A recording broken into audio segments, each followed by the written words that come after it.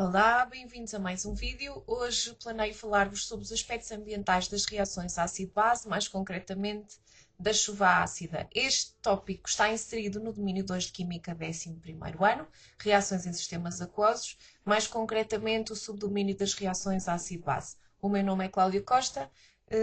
Vamos discutir um bocadinho este assunto. O conteúdo do vídeo aborda, hum, primeiro, o que é que acontece com a água da chuva, o que é que ela dissolve no seu percurso, como é que se torna chuva ácida, quais são as consequências desta chuva ácida, como é que nós minoramos a chuva ácida ou as suas consequências, e depois deixei alguns exercícios de exame nacional para o final. Então, o primeiro tópico é falar da água da chuva e de que forma ou o que é importante dominarmos sobre este aspecto. Então, a água da chuva, durante o seu percurso da nuvem até ao chão, vai dissolvendo alguns dos gases presentes na atmosfera, nomeadamente o dióxido de carbono. E é a dissolução desse gás que vai gerar a presença ou a existência de um ácido, que é o ácido carbónico, que confere uma leve acidez à chuva tradicional. Portanto, isto não é chuva ácida, embora a chuva comum seja ligeiramente ácida. Portanto, o CO2, ora vamos pôr aqui assim um apontador, o dióxido de carbono ou o CO2 presente na atmosfera dissolve-se na água que por lá passa, gerando o tal ácido carbónico. E o ácido carbónico ioniza com a água, originando o íon HCO3- e o íon H3O+. Este último, o responsável pela acidez da água da chuva. Esta acidez tem ou gera uma solução com um pH que anda entre os 5,5 e 5,6. Para locais afastados da civilização, ou seja, eu não tenho aqui grande indústria nem circulação automóvel de forma significativa, ou então também é importante perceber que não tenho ou não me encontro em nenhuma região onde tenha um vulcão ativo a emitir gases para a atmosfera. Ainda só para terminar este ponto da água da chuva, estas duas equações que eu aqui representei podem ser somadas e escrita uma equação global que vai implicar a presença de todos os reagentes, o CO2 e as duas moléculas de água, uma de cada uma das equações. Reparem que o ácido carbónico não está aqui, porque na realidade ele também estava presente nos produtos. Então nós podemos tratar esta seta como se fosse uma espécie de um igual matemático e simplificar o ácido carbónico da equação. No entanto, nos produtos ainda vai estar o íon HCO3- e o H3O+.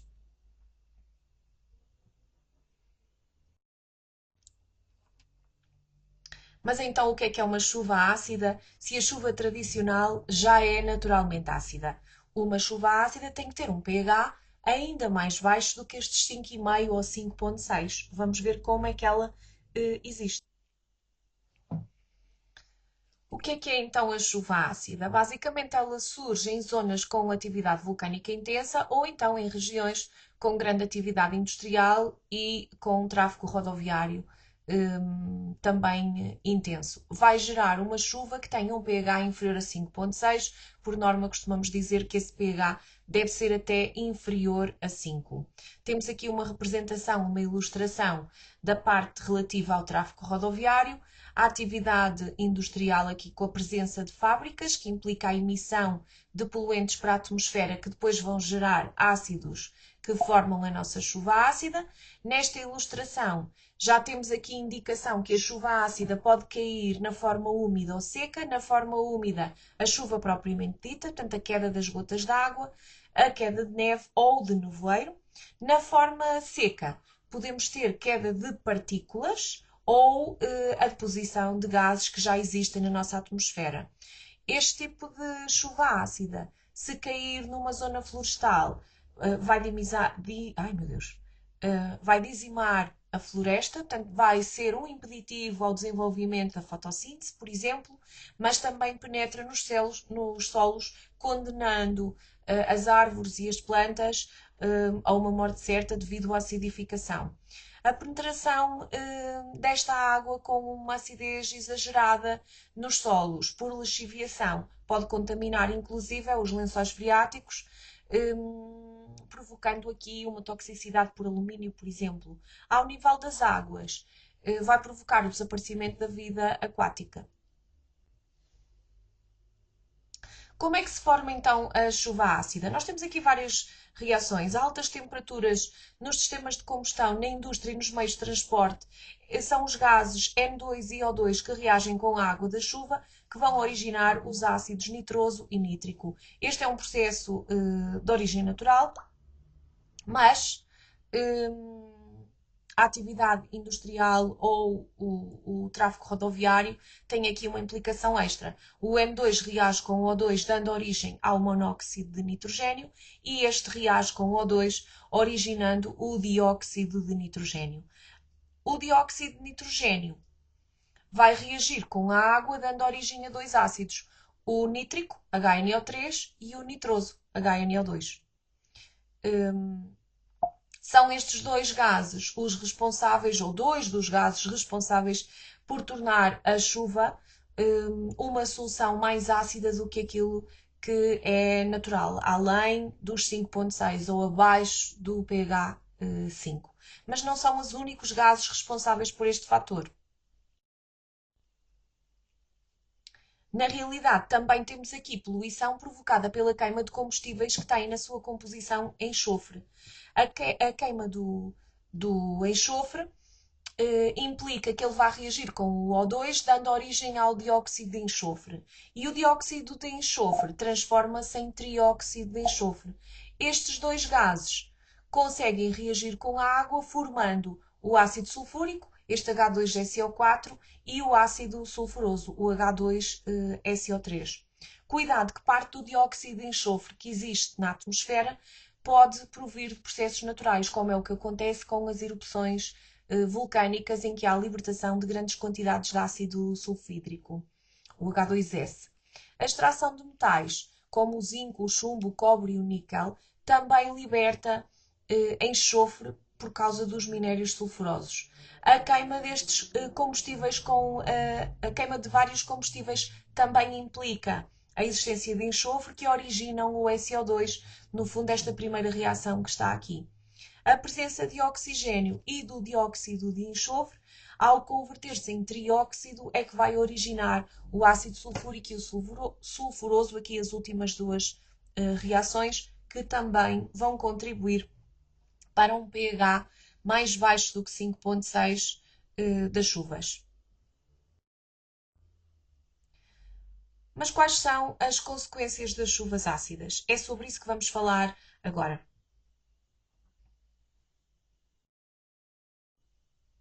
Temos várias coisas a acontecer. A primeira corresponde a um impacto na vegetação. A chuva ácida pode prejudicar a flora, no fundo danifica as folhas, diminuindo a capacidade de fotossíntese e se tenho uma dificuldade em obter energia, as plantas vão acabar por morrer. A lixiviação dos solos, portanto, a penetração da chuva ou da água da chuva mais ácida que o normal, conduz a uma diminuição dos teores de íons cálcio, magnésio e potássio, que também são vitais ao crescimento dos vegetais. No fundo, vão substituí-los por íons H+, acidificando os solos. Esta acidez parcialmente é neutralizada pelos carbonatos que existem no solo, mas essa neutralização costuma libertar íons alumínio a partir das rochas e dos solos, e estes íons alumínio são tóxicos. Há também, como consequência, a acidificação dos solos e dos cursos de água. Ao nível dos cursos de água, a chuva ácida pode acidificar lagos, rios, oceanos, ribeiros, afeta de forma negativa a vida aquática, especialmente várias espécies que são mais sensíveis a variações significativas de pH. Isto implica automaticamente uma diminuição da biodiversidade aquática e pode inclusive provocar o colapso de vários ecossistemas. Temos ainda como consequência os prejuízos económicos. Os danos causados pela chuva ácida em estruturas, em campos agrícolas, em florestas e até na saúde humana resultam em custos económicos significativos. É preciso repor a situação original. Também provoca danos em estruturas e vários materiais. Estamos a falar de edifícios, de monumentos históricos, de estruturas feitas de materiais que são compostos por mármore, por calcário, por metal, que vão sofrer a ação da corrosão da chuva ácida ao longo do tempo. No fundo, causam danos irreparáveis ao património cultural e histórico, mas também a tudo o que é edifício que tenha na sua composição um material sensível a esta acidez em excesso. Também podemos falar do impacto ao nível da saúde humana.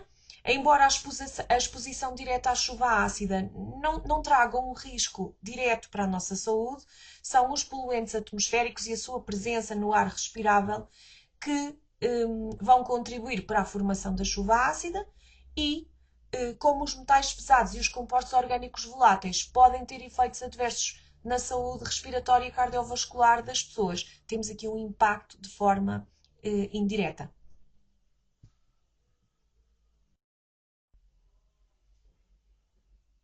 As estruturas em mármore e calcário têm na sua composição essencialmente carbonato de cálcio e por isso também sofrem ação fácil de corrosão devido à presença de uma chuva com um pH abaixo daquilo que é normal. O carbonato de cálcio reage com o H3O+, originando os íons cálcio 2+, dióxido de carbono e água.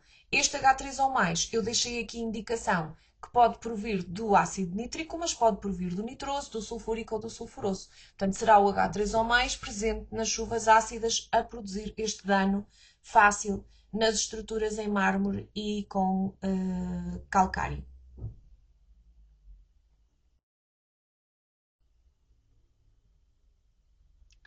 Temos aqui algumas imagens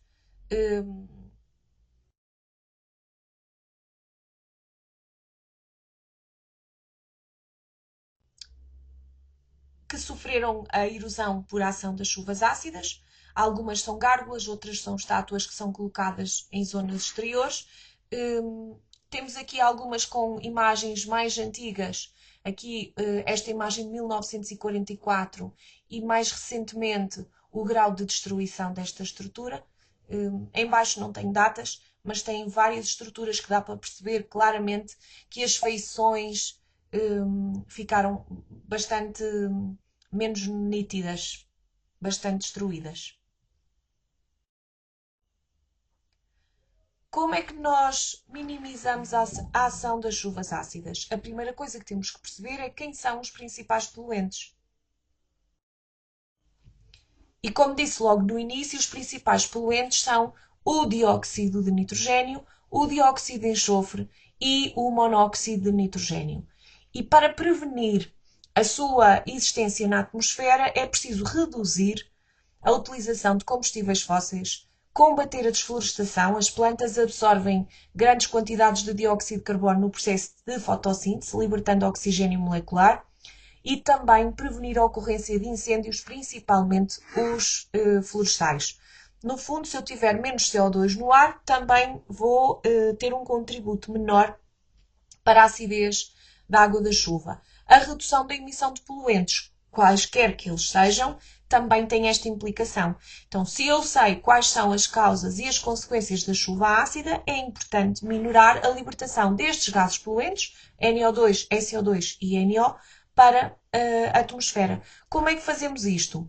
Na indústria, usamos nas torres de tratamento, ou se quiserem nas chaminés, um chuveiro com água sobre o óxido de cálcio. A água reage com esse óxido de cálcio, vai formando hidróxido de cálcio, que depois pode ser eliminado na forma de sulfato de cálcio. Este processo, do ponto de vista económico, não é rentável porque implica um consumo energético aumentado entre 10% a 15% na indústria e por isso é que muitas vezes não acontece. Nos veículos automóveis, usamos os conversores catalíticos nos tubos de escape, que no fundo vão promover a reação com os óxidos de nitrogênio, sejam vão aqui chamá-los de NOx, porque pode ser o monóxido ou o dióxido de nitrogênio. E o combustível que estamos a queimar transformando-se em CO2. E apesar de tudo, o CO2 é menos poluente. Também se forma nestes processos água e N2 que não são, de facto, poluentes. Se utilizarmos os transportes públicos, também contribuímos para esta redução, uma vez que um único transporte reduz a emissão de vários veículos que teriam que circular para conduzir o número de pessoas que cabe num autocarro. Ou num comboio. Podemos pensar também o que acontece a nível dos comboios. Também podemos substituir os motores comuns que funcionam a combustão de combustíveis fósseis por híbridos ou elétricos.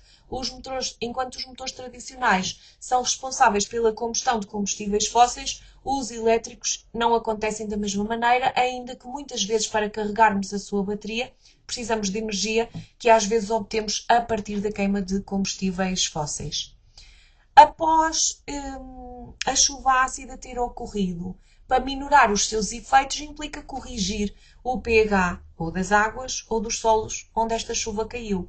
E então são pulverizadas superfícies ou com cal viva. A cal viva é óxido de cálcio ou então com carbonato de cálcio em pó. Este último processo tem uma designação, calagem, é feita, por exemplo, para corrigir o pH dos solos numa zona agrícola e de produção de um determinado conjunto de plantas ou vegetais.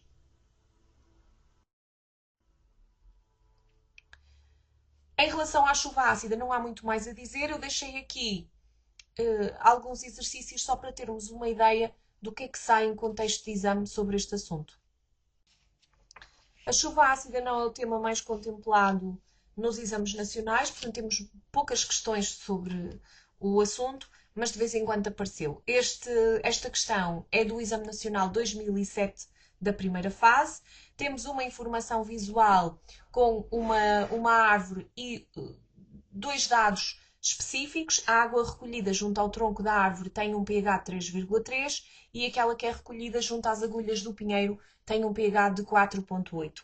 No âmbito de um projeto sobre chuva ácida, foram medidos a uma mesma temperatura os valores de pH destas duas amostras de água da chuva, portanto, as duas que eu acabei de referir. Com base na informação, seleciona a afirmação correta. Quais são as afirmações que temos disponíveis? Temos 4 informações. Nós precisamos identificar a correta. A água da chuva recolhida junto às agulhas do pinheiro, ou seja, estamos aqui no pH igual a 4,8, é mais ácida do que a água recolhida junto ao tronco. No entanto, como a do tronco tem um pH mais baixo, será essa a mais ácida. Então a primeira é falsa. A B, a água da chuva recolhida junto ao tronco tem menor valor de pOH do que a água recolhida junto às agulhas. Quanto menor for o pH, maior é o pOH. Então temos também aqui uma incorreção. A C, a água da chuva recolhida junto ao tronco do pinheiro tem menor concentração de íons H3 ou mais do que a água recolhida junto às agulhas. Esta afirmação também é falsa, porque se o pH junto ao tronco é mais baixo, a concentração em íons H3 ou mais tem que ser maior. Só sobra a última, que tem que ser a verdadeira. A água da chuva recolhida junto às agulhas do pinheiro e a água da chuva recolhida junto ao tronco apresentam igual valor de kW. Porquê é que esta é verdade?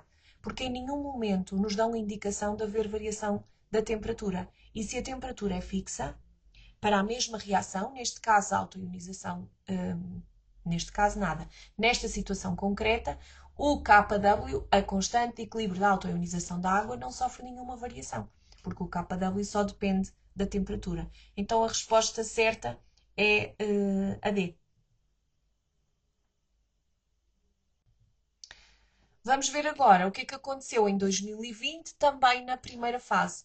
Tem aqui uma reação em que diz, duas reações aliás, em que o dióxido de carbono reage com a água, dando origem ao ácido carbónico. O ácido carbónico é um ácido diprótico que se ioniza em duas etapas sucessivas e temos as duas etapas aqui descritas. O ácido carbónico a ionizar com a água, formando o HCO3- e o H3O+, e o íon HCO3- sofre nova ionização, dando origem ao íon CO3- e a mais H3O+. Apresenta a expressão que traduz a constante de acidez do ácido carbónico definida para a equação 1. No fundo, eu só tenho que escrever o Ka e o Ka vai envolver o produto da concentração dos produtos a dividir pela concentração do reagente. A água não consta desta equação porque ela tem uma concentração constante e estará integrada aqui no valor de Ka. Os E's presentes no símbolo de concentração indicam que estas concentrações são todas de equilíbrio. Este exame tem ainda uma segunda questão. A segunda pergunta neste âmbito pede para nós identificarmos qual é a espécie, a espécie HCO3- é a base conjugada de uma outra e o ácido conjugado de outra. Como é que eu identifico isto? A base conjugada, se ele é a base conjugada de um ácido, eu preciso de uma partícula que tenha pelo menos mais um hidrogênio do que aquela que está aqui representada. Então, isso leva-me logo para o H2CO3. Ou é a opção A ou é a opção C. Como o HCO3- é o ácido conjugado de outra espécie, a outra espécie tem que ter menos um hidrogênio, então só pode ser o CO3-. Se tiverem dúvidas, podem apresentar as equações e, ao estudar as equações, vão estudar a ionização e escrever os pares conjugados. O HCO3- é de facto a base conjugada do H2CO3, mas ao mesmo tempo é o ácido conjugado do CO3-.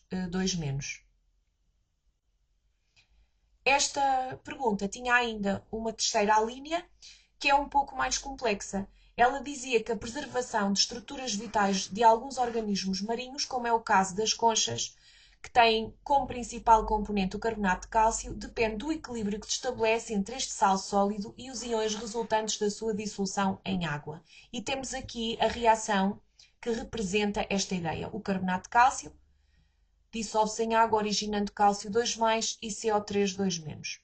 Preveja, fundamentando, se a diminuição do pH das águas dos oceanos contribui para a preservação das conchas ou se, pelo contrário, para a sua dissolução. Escreva um texto estruturado utilizando linguagem científica adequada. Na primeira lógica, isto parece uma coisa meio estranha, porque se o pH está a diminuir, a primeira coisa que eu tenho que dizer é que se ele diminui é porque ocorreu um aumento da concentração do íon H3 ou mais. Mas este aumento da concentração de H3 ou mais tem uma implicação num equilíbrio que não está aqui representado, que é o equilíbrio da segunda reação de ionização do HCO3-, ou se quiserem a segunda do H2CO3, que envolve o HCO3 2- a doar um H+. E nesta reação, se eu estou a ter mais H3 ou mais, ele vai reagir com o CO3 2- no sentido inverso desta reação que está descrita, dando origem a um consumo do íon carbonato, que é o CO3 2-. E se o íon carbonato diminui a sua concentração, então aí este sistema vai responder a esta perturbação, favorecendo a reação no sentido direto para repor a concentração de CO3 2-. Se favorece a reação no sentido direto, é porque eu estou a diminuir a concentração de CaCO3 sólido. Então, o pH diminuir vai contribuir para a dissolução das conchas e não para a sua preservação. Estes são aspectos a reter e que são importantes de frisar.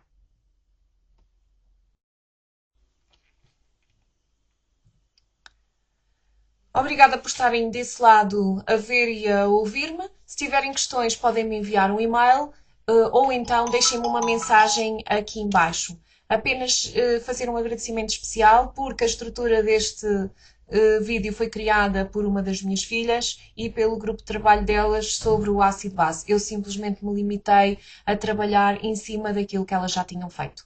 Até breve!